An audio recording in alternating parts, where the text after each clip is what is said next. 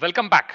I hope you're doing great. As a part of this video, we'll understand the metadata check. By the way, we have discussed about the metadata in various forms, in various circumstances. Let us revise a bit. So what is metadata? Metadata is a data about a data. But remember, it is not the data itself. It is the data about the data.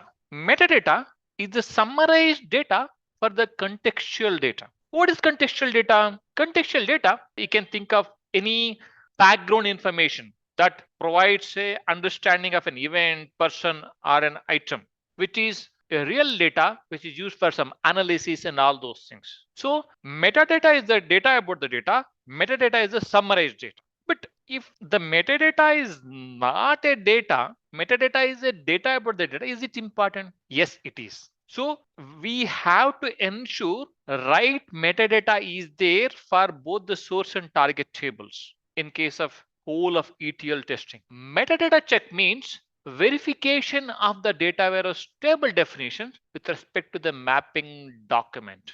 So as a part of the mapping document, they would have specified my data warehouse table should have these fields, these column names. This should be the data type.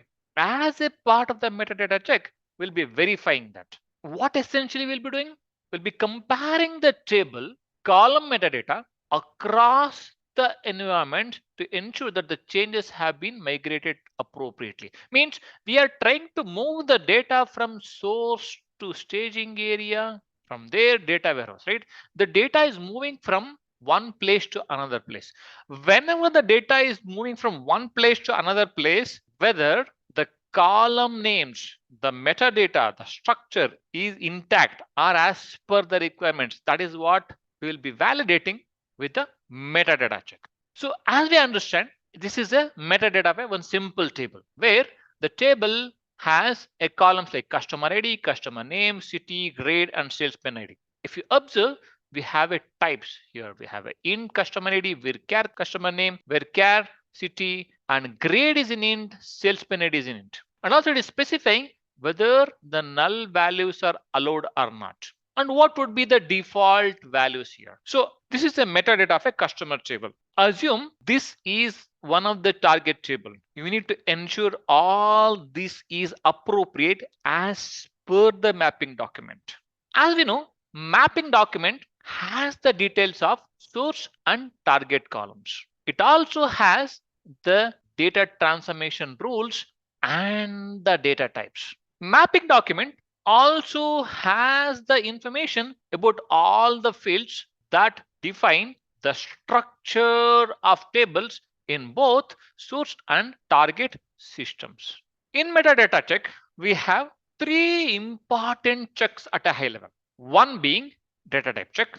The second one is checking various constraints. The third one is data length check.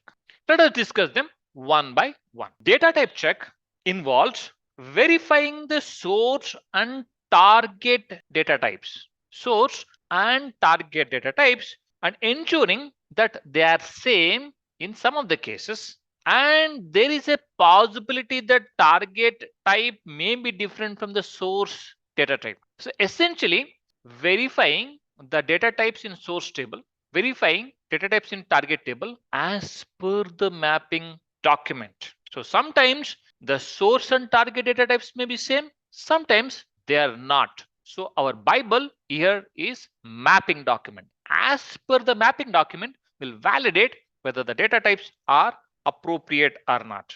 One more important thing is the column names. Whatever the column names which were supposed to be there as a part of the target table, is it there or not as specified in the mapping document? If you take this example, we have a table with ID, first name and last name. And we have a target table with ID, first name and last name are combined into full name. So as a part of the transformation, they would have specified first name and last name should be concatenated and the name of the column here is full name. So you need to validate this whether in the target table, the name of the column here is full name or not. That is one of the example. The next testing is data length check. What exactly is a data length? Data length is very, very simple. It is how many characters are allowed in a field. That is what is data length is. So how do you check it? How do you check whether the data length is fine or not? By using the data length check, we'll verify the length of the database columns are as per the requirement document. Means if you say varchar 20 is the specified data length as per the mapping document, whether that particular field is allowing those 20 characters or not. What exactly is the data length specified as per the mapping document? Whether the developer has specified the correct data length or not. Because sometimes, let us say you have a phone number. In a phone number, you have 10 numbers. If you specify less data length, then it will not hold all the 10 digits. Then there is a problem.